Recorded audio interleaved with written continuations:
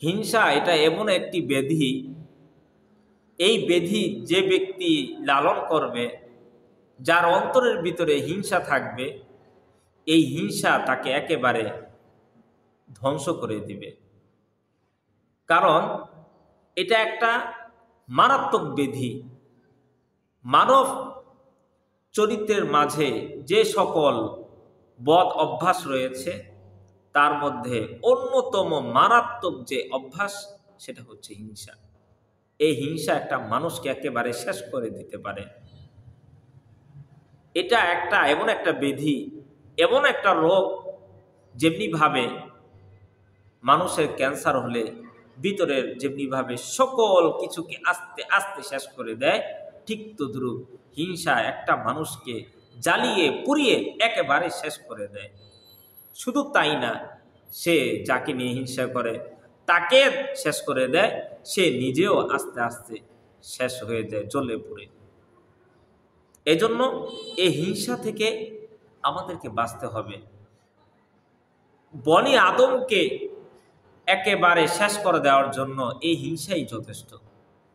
বহু বনি আদমকে শেষ করে দিয়েছে শুধুমাত্র এই হিংসাত্মক কারণে, হিংসার বহিঃপ্রকাশের কারণে। এজন্য এই হিংসা আমাদের ভিতরে রাখা যাবে না।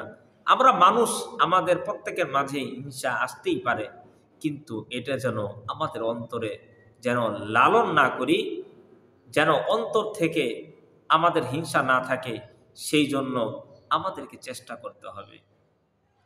কারণ এই হিংসা একটা মানুষের ইবাদত একেবারে শেষ করে দেয়, নিঃশেষ করে দেয় একেবারে। হিংসা বলা হয় তাকে, যেটা আল্লাহ দেয়া প্রদত্ত নিয়ামতকে সে সহ্য করতে পারে না। আল্লাহ পাকের নিয়ামত যে ব্যক্তিকে দিয়েছেন, চায় যে ওই ব্যক্তির নিয়ামত যেন আল্লাহ পাক ছিনিয়ে নিয়ে যায়, এবং সে এই কামনা করে যে তার এই নিয়ামত যেন ধ্বংস হয়ে যায়। সে সহ্য করতে পারে না। এর নামই হচ্ছে হিংসা। এজন্য ইসলামে হিংসার কোনো জায়গা নাই। এটা একটা কবিরা গুনাহ, হিংসা করা যাবে না। কিন্তু শরীয়তে ইসলামে আপনি ঈর্ষা করতে পারবেন, ঈর্ষা করা জায়েজ। ঈর্ষা বলা হয় সেটা কি, যেটা আল্লাহ প্রদত্ত, যেটা নিয়ামত যেটা দিয়েছেন, সেই নিয়ামতকে সে এইভাবে বলবে যে আল্লাহ তুমি তাকে যেই সম্পদ দিয়েছ, আল্লাহ সেই সম্পদ তুমি আমাকেও দাও। আপনি এই ঈর্ষাটা করতে পারবেন। শরীয়তে ইসলামে এটা আপনার জন্য জায়েজ। কিন্তু আপনি কথা বলতে পারবেন না, তাকে দিয়েছ, সহ্য করতে পারতেছেন না, তাকে আল্লাহ তার এই নিয়ামত তুমি ছিনিয়ে নিয়ে যাও, তাকে ধ্বংস করে দাও। এই কামনা একজন মুসলমান, একজন মুমিনের চরিত্র কখনোই হতে পারে না। এই হিংসা একটা মানুষকে, পৃথিবীতে সর্বপ্রথম যে ব্যক্তি যার মাধ্যমে এই পৃথিবীতে হত্যার সূচনা হয়েছে, সেই হত্যার মূল কারণই ছিল হিংসার বশবর্তী হয়ে কাবিল তার ভাই হাবিলকে হত্যা করেছে, শুধুমাত্র এই হিংসার বশবর্তী হয়ে। সূচনাই হয়েছে হিংসার মাধ্যমে। মানব এ হত্যা শুরু হয়েছে হিংসার মাধ্যমে। এজন্য হিংসা কখনো পোষা যাবে না আমাদেরকে। হযরতে আবু হুরায়রা রাদিয়াল্লাহু তাআলা আনহু তিনি বলেন যে এই হিংসা এমন একটা ব্যাধি, এই হিংসা মানুষের আমলকে একেবারে জ্বালিয়ে পুড়িয়ে শেষ করে দেয়। যেমনিভাবে আগুন তার খড়কুটাকে যেমনিভাবে জ্বালিয়ে একেবারে ছারখার করে দেয়, ঠিক তদ্রূপ তার আমলকেও হিংসা একেবারে ছারখার করে দেয়, নিঃশেষ করে দেয়। এজন্য হিংসা থেকে বাঁচতে হবে। আবার এই হিংসা থেকে যারা দূরে থাকতে পারবে, তারা দুনিয়াতে বসেই তারাই জান্নাতি মানুষ। রাসূল সাল্লাল্লাহু আলাইহি ওয়াসাল্লাম এক সাহাবীকে বললেন সকল সাহাবীদেরকে লক্ষ্য করে যে এই এই যে ব্যক্তিটা, এই ব্যক্তিটা জান্নাতি। তখন সাহাবারা অবাক হয়ে গেল, এই ব্যক্তির ভিতরে এমন কি গুণ আছে যে রাসূল সাল্লাল্লাহু আলাইহি ওয়াসাল্লাম তিনি স্বয়ং নিজেই তিনি এই ব্যক্তিকে জান্নাতের সার্টিফিকেট দিলেন।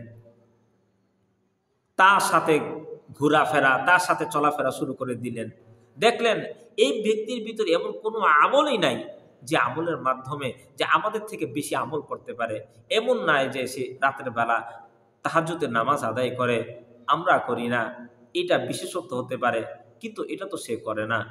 এমনও তো না যে সে 6 ওয়াক্ত নামাজ আদায় করে, আমরা 5 ওয়াক্ত পড়ি, আমরাও 5 ওয়াক্ত পড়ি, সেও 5 ওয়াক্ত পড়ে। আমরাও রাতের বেলা ঘুমাই, সেও ঘুমায়, সে তো কোনো রাতের বেলা তাহাজ্জুদও পড়ে না। তাহলে এমন কি আমল করে যে আমলের কারণে সে জান্নাতি? তখন ওই ব্যক্তিকে জিজ্ঞাসা করা হলো, বলল আমার তো এমন কোনো আমল নাই, আমার এমন কোনো কিছু মনে পড়ে না যে আমল আমি করি। তবে আমি দৈনন্দিন একটা আমল করি, সে আমলটা হচ্ছে আমি যখন রাত্রেবেলা ঘুমাই তখন আমি কারোর প্রতি কোনো হিংসা বিদ্বেষ আমি পুষি না। আমি যে আমাকে কষ্ট দিয়েছে আমি তাকে ক্ষমা করে দেই, যে আমাকে দুঃখ দিয়েছে আমি দুঃখ রাখি না, আমি তার প্রতি হিংসা বিদ্বেষ রাখি না, নিজের ভিতরে পুষি না। আমি সকলকে একেবারে ক্ষমা করে দিয়ে তারপরে আমি রাতের বেলা ঘুমাতে যাই। তখন ওই সাহাবী বললেন, হ্যাঁ, এই কারণেই আল্লাহ রাসূল আপনাকে জান্নাতি ব্যক্তি বলেছেন। সুবহানাল্লাহ। অতএব আমরা বুঝতে পারলাম হিংসা কখনোই আমাদের অন্তরের ভিতরে পোষা যাবে না। আল্লাহ রাসূল সাল্লাল্লাহু আলাইহি ওয়াসাল্লাম হাদিসে বলেন, লা তাকাতউ, তোমরা একে অপরের প্রতি বিচ্ছিন্ন হয়ে যাও না। ওয়ালা তাদাবারু, তোমরা একে অন্যের পিছনে লেগে থাকো না। ওয়ালা তাবাগদু ওয়ালা তাহাসাদু, তোমরা একে অপরের প্রতি হিংসা ও বিদ্বেষ করো না। ওয়াকুনু ইবাদাল্লাহ, তোমরা আল্লাহ পাকের ইবাদত গুজার হও। ও ইখওয়ানান, এবং তোমরা একে অপরের পরস্পরে ভাই ভাই হয়ে যাও। সুবহানাল্লাহ। আল মুসলিমু আখুল মুসলিম, একজন মুসলমান আরেকজন মুসলমান হচ্ছে ভাই ভাই। অতএব এখন একজন ভাই মুসলমান ভাই আরেকজন মুসলমান ভাইয়ের কখনোই অকল্যাণ কামনা করতে পারে না, কখনোই তাকে ধ্বংস হয়ে যাক এই কামনা একজন মুসলমান হয়ে আরেকজন মুসলমান ভাই এই কামনা করতে পারে না। আল্লাহ পাক আমাদেরকে প্রত্যেককে এই হিংসার বেদি থেকে বাঁচার তৌফিক দান করুন।